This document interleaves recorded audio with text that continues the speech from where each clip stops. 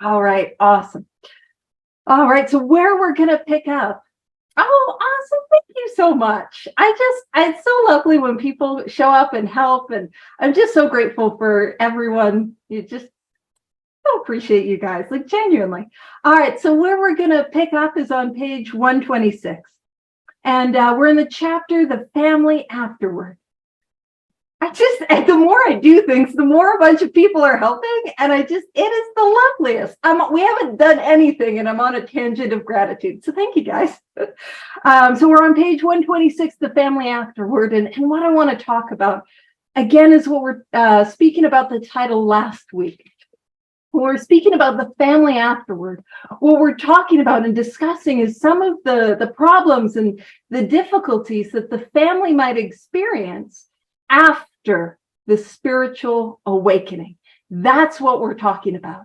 And so what we're going to plunge into is the two directions. So where we left off is two directions, not one direction, the boy band, but the two directions a recovered member tends to take based off our experience. So one of the directions is diving headlong into business, focusing on work, a little bit of the workaholism, going hard, focusing on that. And the other direction is diving right into spirituality. And it's going to be not even heavily implied. We're going to be told which is probably the better direction to go, but we tend to go one of either direction. So very first paragraph, page 126. And this is the first direction, diving into business, diving into focusing on work. And it starts with a warning. We think it dangerous if he rushes headlong at his economic problem. So first and foremost, a warning. So this is the direction we often go, but we think this is a dangerous direction to go. And keep in mind, this is a direction after the spiritual awakening, after the spiritual experience has happened. This is not a direction to do once I come to the rooms, once I come into recovery. This is after. And so oftentimes, we get sober, we, get into recovery, and I think I need that material stuff. I think I got to focus on work. I got to focus on family. And we're going to see that family is going to be something that is important to practice these principles with. But I need to focus on building and growing that relationship with God and working these 12 steps. So we're starting with a warning. We think it dangerous if he rushes headlong at his economic problem. Welcome, we're on page 126. And I'm sure to absolutely not your surprise, we've only made it a sentence in.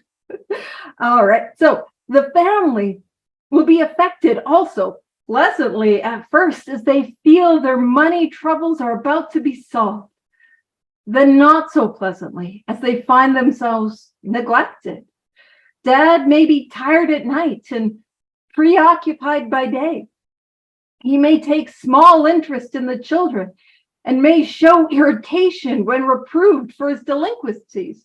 So when people are saying like, hey, you're kind of focusing really hard on work, not focusing on the family, not focusing on recovery, we get a little defensive, right? Welcome, we're on page 126, The Family Afterward. Oh, you guys are great. Thank you so much. And so it says, if not irritable, he may seem dull and boring, not gay and affectionate as the family would like him to be, right? We all kind of know what happens when we start burning the candle at both ends. I'm sure, actually, I won't speak for you. I'm sure no one here has ever dove headlong into business, never overworked themselves, never put too much on their plate and showed up a little irritable and difficult to be around and not full of joy and a little riddled with some of those defects. I'm sure no one here can relate, but I have. Awesome. And so mother may complain of inattention. They are all disappointed and often let him feel it. Beginning with such complaints, a barrier arises. He is straining every nerve to make up for lost time. He is striving to recover fortune and reputation and feels he is doing very well. And I don't know about you, but I'll share my experience with the inventory that I wrote. A lot of times when I was looking for where I was self-seeking, Where I was self-seeking was trying to seek a sense of value and worth and esteem and things from outside of myself. So I've got this work, I've got this job, I've got this money in the bank. I haven't had much of that actually, but all these outside of myself things are in place. Therefore, I must be worthy. That's what it's talking about. Look, don't you see? I'm trying to get the family back. I'm trying to get the reputation back. But if you remember, in working with others, we talked quite a bit about how my recovery cannot be contingent upon anything less than my relationship with God. But man, I'm exerting self and I'm trying really hard. Don't you see all the effort? And we see this barrier. This barrier begins to grow in the family who's like, hey, it's great we have money, but I want attention. And what about me? And then those of us who are in recovery who are like, I'm doing everything that I can and I'm trying to get that reputation. I'm trying to get that money, and that barrier grows. And it says sometimes mother and children don't think so.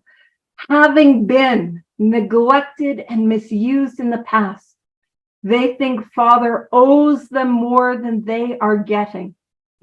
They want him to make a fuss over them. They expect him to give them the nice times they used to have before he drank so much, to show his contrition for what they suffered. But dad doesn't give freely of himself. Resentment grows. He becomes still less communicative. Sometimes he explodes over a trifle. And again, I'm sure every spiritual giant in this room cannot relate to this, but I'm saying I do, where I might have taken a little molehill and turned it into a mountain and lost I'll use the word patience, but I want to use a 4-letter word that starts with S over a small thing. And you know what I can see that's interesting is when it talks about how father and children, or mother and children, we want them to make a fuss over them. We want them to show contrition. I don't know about you, but when I'm seeking from other people, when I'm seeking that sort of attention and validation and worth, and can't you show that you're sorry? It's never enough. And even when I get it, for a moment, I need more. And this is just my experience with me inventorying this part of my life. As soon as I'm seeking from others instead of from God, it's never enough. And I'm putting people in the position to be God. I'm putting people in the position to make me feel okay, to make me feel worthy, to relieve that hole in the depth of my soul. And it's never enough. Oftentimes when I write my own inventory, and I do write mine, I try not to write yours,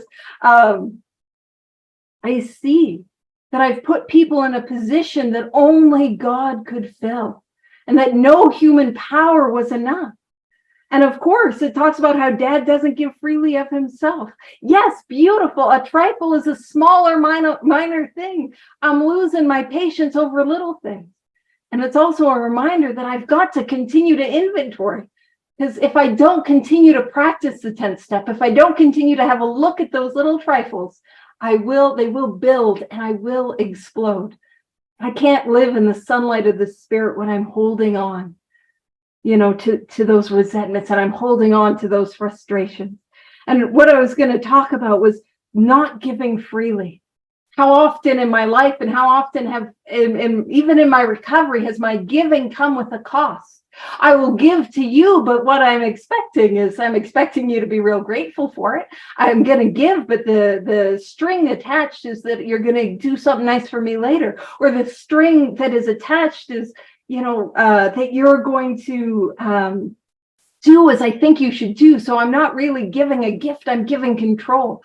These are just some areas where I have at least found for myself where I try to exert self. And I'm the actor trying to play the director. And so when a British take is a trifle, is a cold dessert of sponge cake and fruit-covered layers with custard, jelly, which is also Jello, and cream. Wasn't there a Friends episode where there was a trifle with beef in it? So if you're having your delightful British trifle and there's beef over it, or beef in it, and you might want to explode out of anger, right? Because why is there beef in your trifle? what we can do is we can pause when agitated or doubtful, right? If it's on us, we can make that 10-step call, right? If we did explode, if we did lose our patience about the beef in the trifle, this is a very nuanced reference for anyone that was alive and watching television in the 90s. I'm referencing one episode of Friends. I can then go make an amends. And then what I need to do is resolutely turn my thoughts to someone I can help. But if I don't take that action and I explode over that trifle, the beef in the trifle, what will happen is the family they'll be mystified. They criticize, pointing out how he is falling down on a spiritual program of action, because I sometimes don't always inventory all the trifles. I miss them here and then. All right. And so it says this sort of thing can be avoided. Both father and family are mistaken. So whenever there's a situation, beef in a trifle, what I can look at is mine. What is mine? Even other people, they might have, might be mistaken, but it is none of my business. There's always something for me to look at mine. That is mine. So it says, though each side may have some justification. What I love is the book is always meeting us where we're at. Hey, wait a minute. No, it's fair enough. You might have some justification. It says it is of little use to argue and only makes the impasse worse. The family must realize that Dad, though marvelously improved, is still convalescing. So convalescing is recovery from illness. And last week we were kind of talking about how there's very few places where it says recovering. And I made the joke about this is one of those places. Yeah, it's healing, it's recovery, it's recovering from an illness.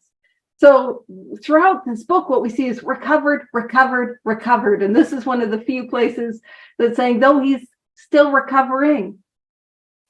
And so these are the directions for the family members. So though marvelously improved, he is still on his journey.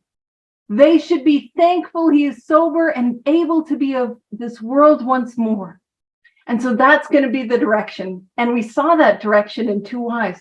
Be grateful for what we have. Be grateful for the gift of sobriety. Be grateful that the acts that is active alcoholism, active addiction is no longer hanging over our heads, that we are recovered.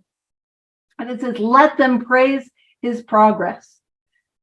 That's a direction. It's easy, especially with family members, to want to find fault, but let's praise that progress. Let them remember that his drinking has wrought all kinds of damage that may take long to repair. It spoke about that in the directions in step 9, about how these structures, it might take them a long time to rebuild.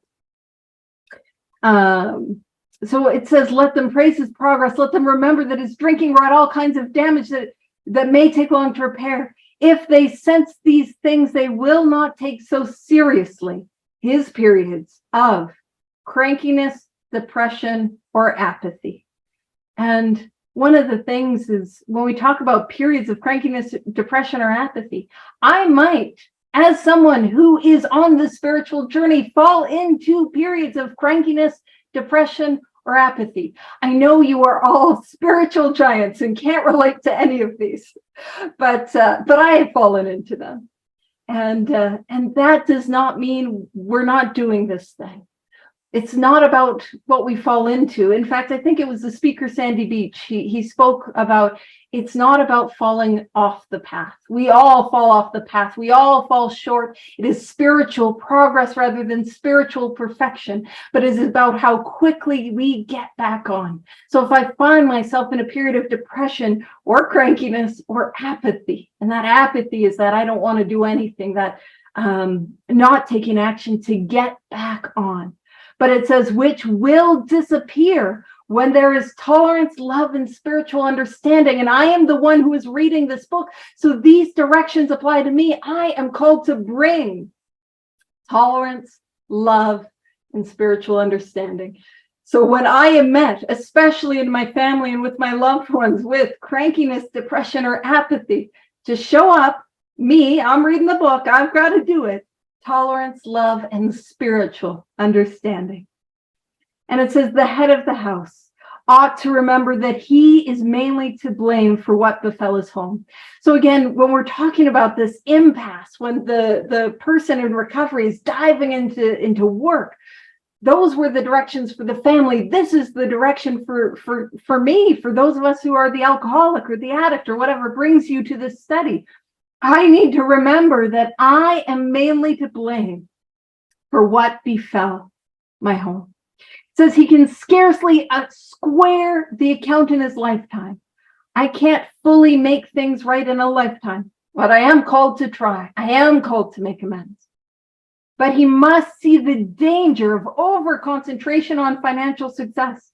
Although financial recovery is on the way for many of us, we found, and this is important, we could not place money first. And I want to point something out. This isn't a promise. See, although financial recovery is on the way for many of us, it's not on the way for all of us. And keep in mind, alcohol is expensive. Yeah, it's far more of a warning than anything else. But I've been in rooms with people who talk about, of course we get the job back. Of course, we tend to do better financially. But it's also important to remember, it's what I was talking about last week, that it is far more important about who I am as a human being than what I do that brings money into my bank account. That's what matters. Am I living in conscious contact with God? Am I growing into who God would have me be? That is what matters. And I had somebody, who was very critical of, that I wasn't financially successful and thought I wasn't a good recovered member because of this. And yeah, I took inventory. Of course, I took that person's and then I took my own. But I had to look at it. And one of the things is that when I look at the history of Alcoholics Anonymous, I can see God all over it. Bill Wilson, on page 3, I had arrived. He was never financially successful like that again. He lost the house in sobriety. They were couch surfing in sobriety. Dr. Bob, he never got his business back to where it was, before he really, burnt it to the ground with drinking. One of my homies, one of my spiritual homies, Fitz Mayo, our Southern friend, he was struggling financially. And we're going to read the next chapter, 2 employers. We're going to read Hank Parkhurst, and he'll talk about honor dealers. And as they were writing this book, they were moving into a smaller office because honor dealers was circling the drain. And yet these men, these human beings, had a far greater impact on humanity and on the world than what they did for a 9-to-5. And so it's about who God has called me to be. And it says for us, material well-being always followed spiritual progress. And again, spiritual progress. It never preceded. I cannot put money, business, finance first. What I need to put first is my relationship with God, and growing and deepening and developing that spiritual awakening. And the kicker is, for most of us, when we do that, everything else becomes first class. It's incredible. What happens. And heck, one of these things that when I work with my sponsees, sometimes we end up doing work ideals and talk a lot about who do we work for? Well, we don't work for Joe Blow, office manager. No, I work for God. And when I show up to work working for God, that changes how I show up to work. So I've got to put spiritual progress first. And then it says, since the home has suffered more than anything else. See, that's the thing. Remember, I'm the tornado. I roared through the lives of my loved ones. And those closest to me are those that were closest to the eye of the storm. And those who are closest to me were the most affected. They suffered more than anything else. It says, it is well that a man exert himself there, exerting myself spiritually, practicing these principles, this way of life. And it says he is not likely to get far in any direction if he fails to show unselfishness and love under his own roof. Sometimes it's easy to show unselfishness and love in the, from prayer to prayer in the meetings. And sometimes it's not. Sometimes we need the prayer and prayer to, to bring God into the meeting so we're not full of judgment. But that is where that true test of God's unselfishness and love, clearing me out of the way and channeling that to my family, that's where I need to really practice it. And that's where, let's be real, that's where it's hardest and where it's most important. Here's the book again, meeting us where we're at. It says, we know there are difficult wives and families. You can almost imagine, being alone and reading this. Wait a minute, I have a difficult wife and family. And it says, but the man who is getting over alcoholism must remember he did much to make them so. So the book, again, meeting me where I'm at and taking me where I need to go. And these are beautiful and subtle directions that follow in this next paragraph. It says, as each member of a resentful family begins to see his shortcomings and admits them to the others, he lays the basis for a helpful discussion. I want to point out the order. I see my defects and admit my defects, and then there can be a helpful discussion. For those of you who are married or are in relationships with others, you might be acutely aware a helpful discussion does not follow me pointing out and sharing with you your defects. That's not how that works. And, you let me know, and you let me know how it goes with your spouse, but I'd suggest doing it at the bottom of 127. That's my suggestion. So it says these family talks will be constructive. And see, that's the thing. It spoke throughout this book about how it's heavily implied that there are frequent family discussions. There are daily meditations that happen together as part of a family. It says these family talks will be constructive if they can be carried on without heated argument, self-pity, self-justification, or resentful criticism. Can I show up to my family like that? Little by little, mother and children will see that they ask too much, and father will see that he gives too little. I love this next sentence. Giving rather than getting will become the guiding principle. And yes, that is true in my family, but man, isn't that true in all areas of my life? And wasn't that what I was called to do in the chapter working with others? Show up and see what I can contribute to life, standing on the firing line. Giving rather than getting is the guiding principle. What can I give? And honestly, for those that are new and a little like, man, but what about me? Who's going to take care of me? Well, the short answer to that is God. Yeah, God, the God of your own understanding will take care of you. I promise that. The book promises that. Those of us who are recovered, who have had this experience, that is our experience. And those are good hands to be in. I did a whole talk the other day about being in God's hands versus being in my hands. You don't want to be in my hands. When it's in my hands, it's a mess. The dumpster of my life is on fire. But in God's hands, everything's better than we could have imagined. And so now, top of page 128, we're talking about the other direction that we can go. So one is focusing on what happens when we dive headlong into business and some difficulties the family will experience. Now what we're going to see is the other direction, diving headlong into spirituality and some of the difficulties the family may experience.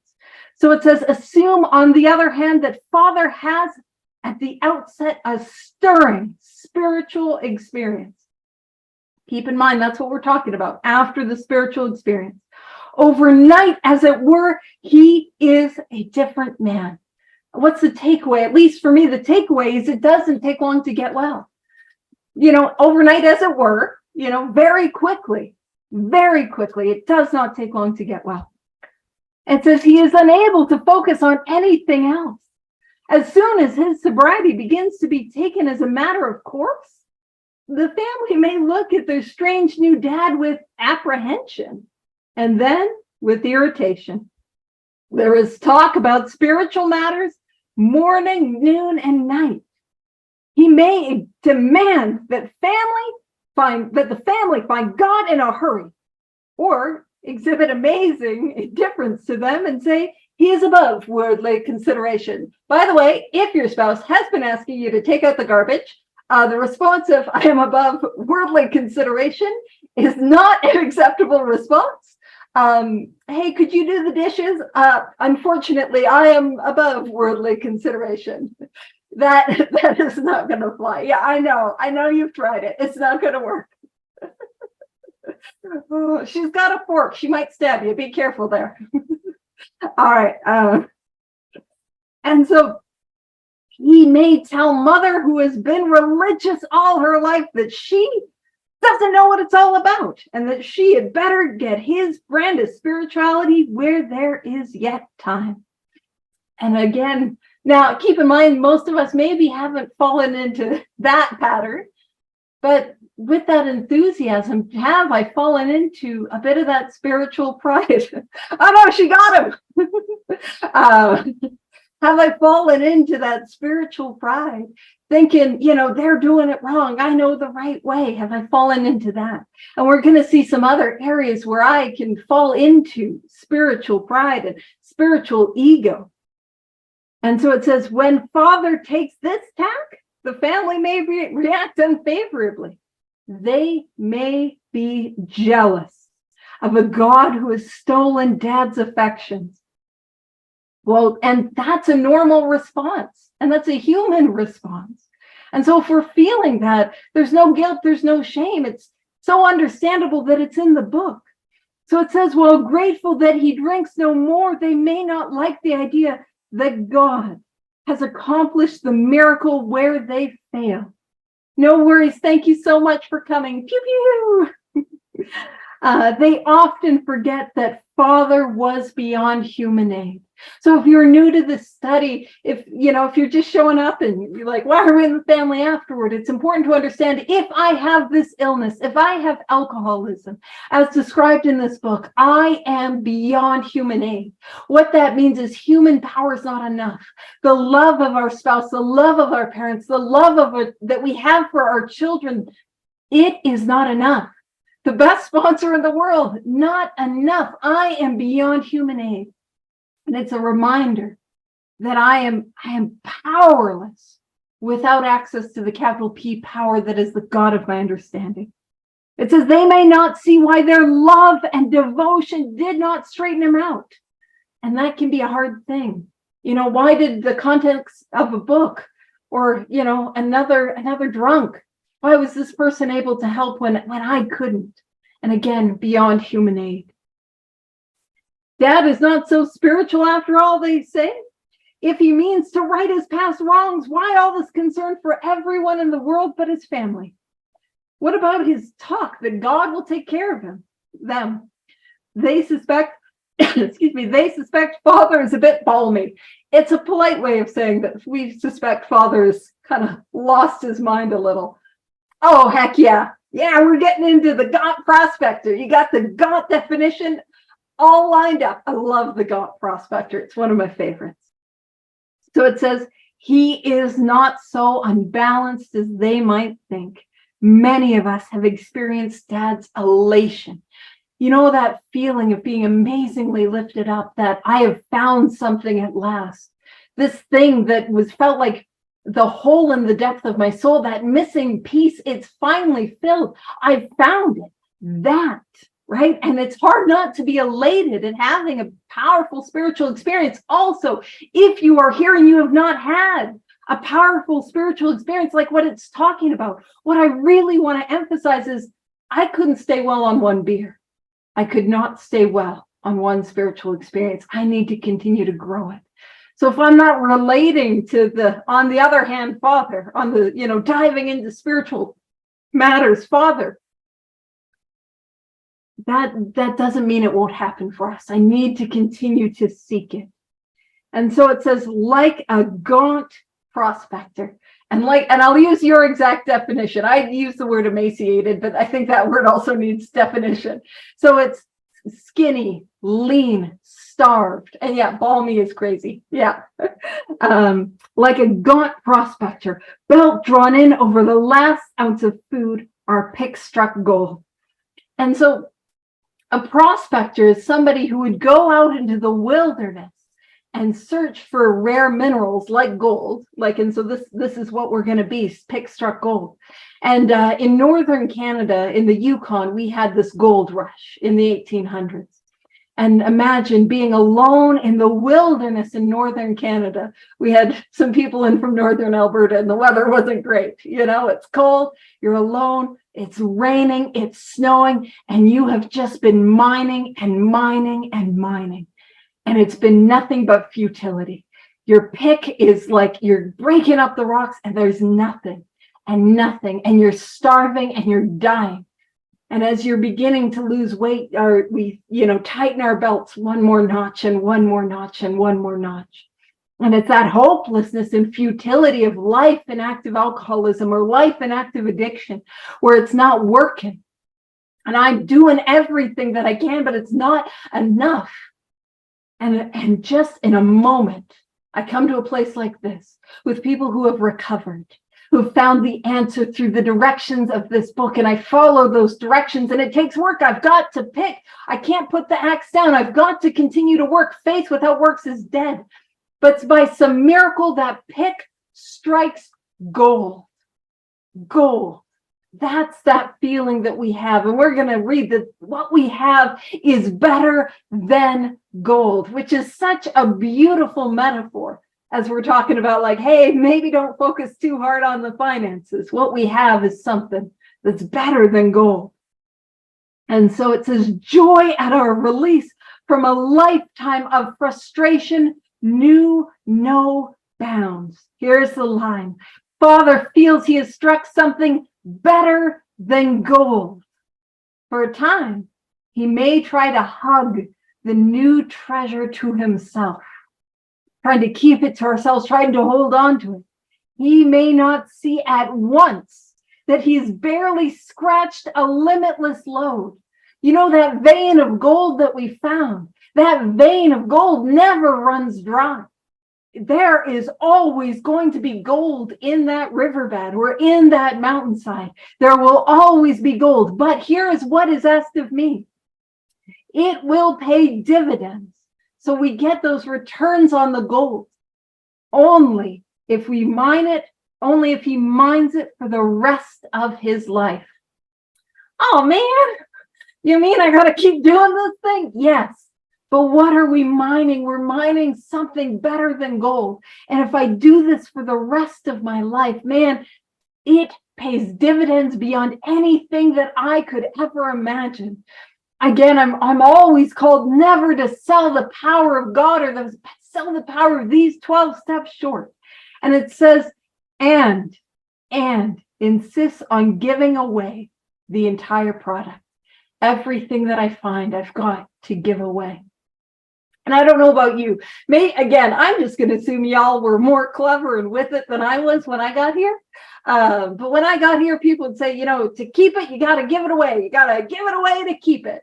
And I knew what they were talking about, essentially, because I knew that, okay, it feels good to help others. That's kind of what they were talking about. But I just could not get my mind around the paradox, because if I'm giving away the gold, I don't have the gold. You know what I mean? And what I found in Alcoholics Anonymous, we talk about paradoxes, but we don't actually have paradoxes. It is only a paradox when I am trying to intellectualize it with my mind. The reason I did not understand that metaphor is because I did not have it, because I did not experience that gold. And when I was giving it away, when I was sharing with others what I had so freely found, that's when I began to truly experience the dividends, the return on investment, to really experience the freedom that is on offer here. So it says, if family cooperates, Dad will soon see that he is suffering from a distortion of values.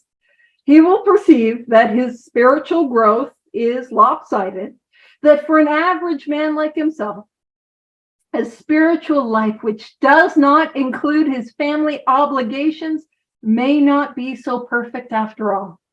And it's an interesting thing. We can meet God in those spiritual obligations.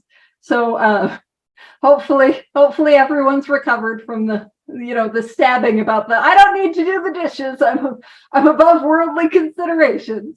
But one of the things is I can meet God in doing the dishes. And I can have a deep and profound experience of God in doing the dishes, to be present and to be washing the dishes with God and for God. And that might seem, man, if you're new here and you're like, we suspect Paige is a little bit balmy. Well, don't you worry. I'm not so lopsided as you might think. But we can meet God in in all experiences of life, because where is God found? In the here and now. And it says, if the family will appreciate that Dad's current behavior is but a phase of his development, all will be well. This is just a phase. In the midst of an understanding and sympathetic family, these vagaries of Dad's spiritual infancy will quickly disappear. The infancy is being those early years, the young years. Are you trying to get the definition of vagaries in real quick? Yeah, you are. Okay. I will not define it. I will wait for the definition to come through. There it is. Unpredictable actions. Yeah. I've got a 1930s dictionary because I'm fun at parties. And it talks, the definition in the 1930s one was a wild freak, whim. So these like erratic behavior on a whim. And that's fun. I'm full of vagaries. Oh, delightful. Yeah. No, I just happen to have a 1930s dictionary lying around. Again, because I'm fun at parties. Perhaps fun at whoopee parties. Tied it in. Focusing up. All right. So it says the opposite may happen should the family condemn and criticize. Dad may feel that for years his drinking has placed him on the wrong side. By the way, we got the definition of whoopee party, or whoopee. It's a loud festive occasion. Yeah. Merrymaking celebration or merriment. Heck yeah. So the opposite should happen should the family condemn and criticize. Dad may feel that for years his drinking had placed him on the wrong side of every argument. But now he has become a superior person with God on his side. That ego, that spiritual ego. And that's something to watch for. And honestly, this is something where I've seen, do I think I'm better than because I'm recovered? Do I think I'm better than because I'm sober? Do I think I'm better than because I do the steps out of the book, right? I always want to watch for where I'm trying to see myself as better than, because what God has called for me is to experience, just me, not you guys, me, is that humility, that I'm no better, I'm no worse than I'm no better, no worse than anyone, even if they're doing it the way that I think is wrong. And goodness, often I will think people are doing it wrong, right? And it says, if family persists, this fallacy is a lie, may take a still greater hold on father. Instead of treating family as he should, he may retreat further into himself and feel his spiritual justification for so doing. Though family does not fully agree with Dad's spiritual activities, they should let him have his head. And so what that is, it's a metaphor if you're riding a horse. And you know how the horse will have a bridle and reins. So if I grab the horse by the reins, I'm really controlling and dictating the direction the horse is going to go. But if I let the horse have its head, I'm letting the horse lead. So when it comes to diving into spirituality, let him go. Let him do that. And it says, even if he displays a certain amount of neglect and irresponsibility towards the family, it is well to let him go as far as he likes in helping other alcoholics. That's what I'm called to do. And it says, during those first few days of convalescence, there's that word again. That's recovery from illness. But first few days, this will do more to ensure his sobriety than anything else. And that, I mean, again, that call, that's what we're here to do. sponsoring others is not top tier, sobriety, not keener, page with the highlighters recovery, not for the 12-step nerds. It's a minimum requirement. I need to help others. And again, that theme of helping others find this way of life is going to help more than anything else. And then it says, though some of his manifestations are alarming and disagreeable, we think Dad will be on a firmer foundation than the man who is placing business or professional success ahead of spiritual development. And that's what's interesting. Sometimes, and I'll let you know, I can be wrong, but sometimes we hear that, step 1's our foundation, or 1, 2, 3 is our foundation. Just in my experience, my foundation for life is all 12 steps, right? Because we're talking about after the spiritual awakening, that diving in, seeking and exploring that spiritual awakening, that is truly my foundation, not a couple of them, but all of them. And then it says he will be less likely to drink again, and anything is preferable to that, right? And so again, it's kind of telling us, the person who has recovered, they may go hard into business, and they may dive headlong into spirituality. We think it probably better if he dive into spirituality. That's kind of the direction we're pointing to. And it says, those of us who have spent much time in the world of spiritual make-believe have eventually seen the childishness of it. This dream world has been replaced by a great sense of purpose. So that's the thing. This isn't some like airy-fairy spirituality. This is practical, and it's real, and it's tangible, and there's a great sense of purpose and direction, as it pointed out earlier in the book, accompanied by a growing consciousness of the power of God in our lives. This is a real, tangible, experiential thing. We have come to believe that he would like us to keep our head in the clouds with him, but our feet ought to be firmly planted on earth. That is where our fellow travelers are, and that is where our work must be done, right? This is a connect to God, help others program, centered in God and helping others. That's what we're called to do. And it says, these are realities. We have found nothing. These are realities for us. This isn't a theory. This is our experience. We have found nothing incompatible between a powerful spiritual experience and a life of sane and happy usefulness.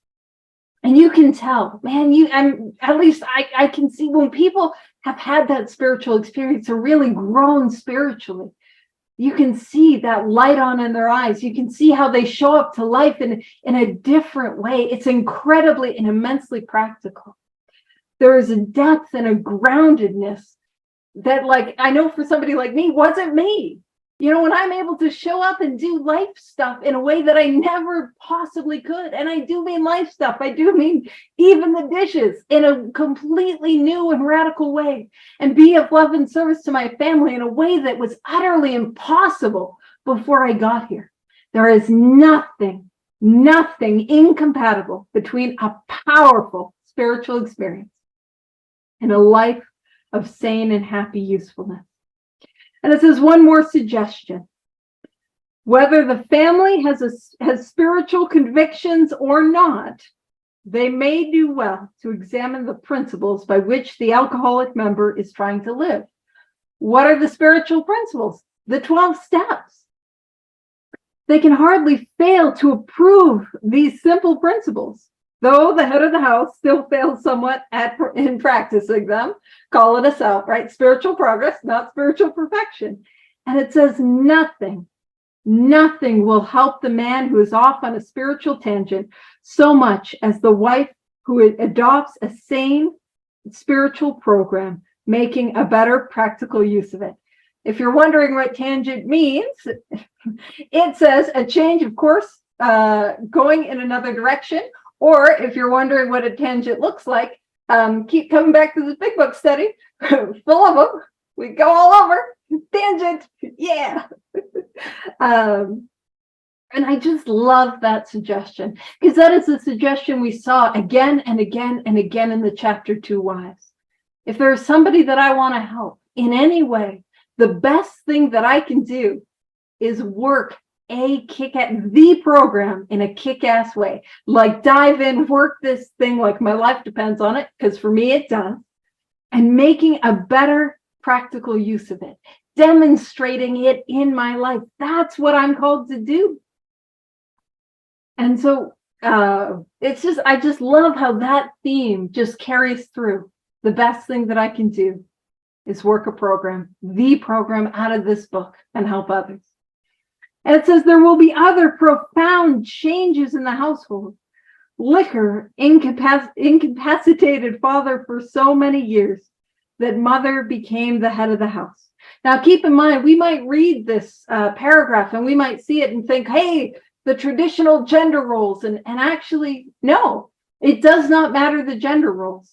The person who is drinking was incapacitated by alcohol. The person who was using drugs was, I don't know about you, but I was not able to meet my family obligations while I was pissing my pants in a closet. I don't know about you. Also, when I was hiding in a bathroom smoking crack for hours on end, I was not able to balance the family budget. You know what I'm saying? So throwing out gender roles, throwing out those conceptions, we'll see what it's talking about here. So other people, especially if we stayed in relationships, I sort of did, but if we stayed in relationships through the worst of it, they really had to pick up the slack for the things that I wasn't doing. And it says she met those responsibilities gallantly with bravery and courage. By force of circumstances, she was often obliged to treat father as a sick or wayward child, even when he wanted to assert himself, even when I wanted to assert myself, I could not. For his drinking placed him constantly in the wrong. That I related to. Yeah. Mother made all the plans. And again, don't worry about the roles. The sober person made all the plans and gave all the directions. When sober, father usually obeyed. Thus, mother, through no fault of her own, became accustomed to wearing the family trousers, so making all the decisions. Father, coming suddenly to life again, often begins to assert himself. This means trouble, unless the family watches for these tendencies in each other and comes to a friendly agreement about them. And so what we're talking about is, somebody like me, we get sober and we start to have ideas and opinions about things, and we want to contribute. And the person who's been carrying kind of the weight of the family responsibilities might become resentful. Oftentimes in Al-Anon, for those who qualify for Al-Anon, it can actually be more of a struggle once the alcoholic gets sober, because how do I navigate this? And then it's not saying, okay, now that the man of the house is sober, he becomes the man of the house. No, that's not the direction it's saying. It says that the family has to watch for these things and come to a friendly agreement about them. That there is a discussion about how decisions in the relationship or in the family are made. Again, implying that we have regular family discussions, regular family meetings, and spend time talking about ourselves, our defects, and growing in conscious contact with God together. And so it says drinking, or actually, you know what? Let me just see. That actually might be a great place, because we're going to talk about like going and creating, new relationships, and that might be a good place to leave it off. So we have some stuff to cover for next week. So that's 2 weeks in a row that I've wrapped up early, which I want you to know that if you are not sure whether there is a God, if you are unsure about whether it is possible there's a power greater than ourselves, I wrapped up early 2 weeks in a row. So again, I want to thank you guys for being with me, and we'll wrap up this chapter next week, and it'll be a whole lot of fun because we're going to pop over to one of the stories. And gosh, no worries. Thank you so much. We'll have a lot of fun next week. So I hope you'll keep coming back, and I'll stop the recording.